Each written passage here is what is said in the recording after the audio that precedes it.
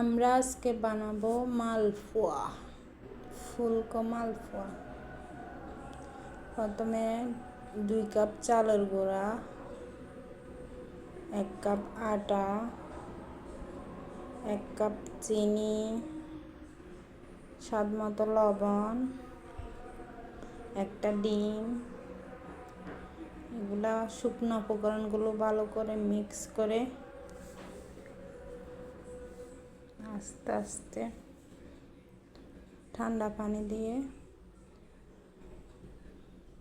Mix করতে হবে।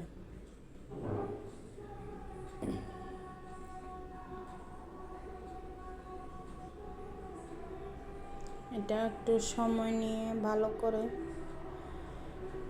মাখতে হবে।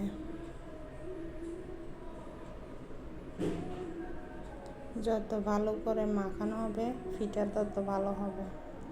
আমি প্রায় 7 মিনিটের মতো এটা ভালো করে মেখে নিয়েছি। দেখুন আমার বাটারটা এরকম হবে। এগুলো 1 ঘন্টার জন্য রেস্টে রেখে দিচ্ছি।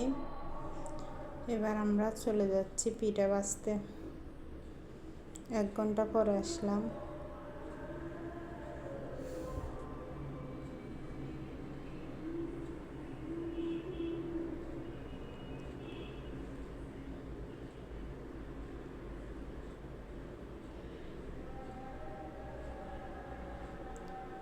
দেখুন আমার পিঠা কত সুন্দর হয়েছে।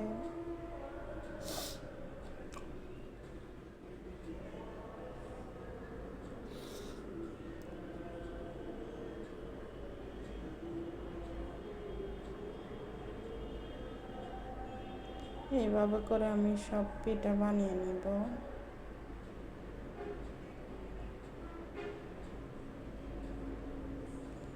দেখুন পিঠাটা কতটা ফুলকো হয়েছে।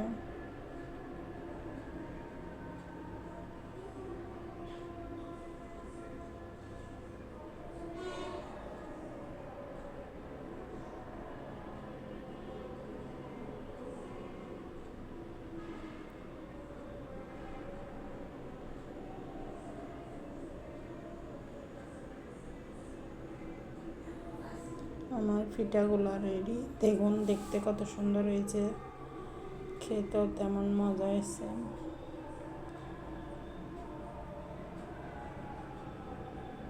আমি একটা পিঠা ভেঙে দেখাচ্ছি। দেখুন কতটা সুন্দর হয়েছে।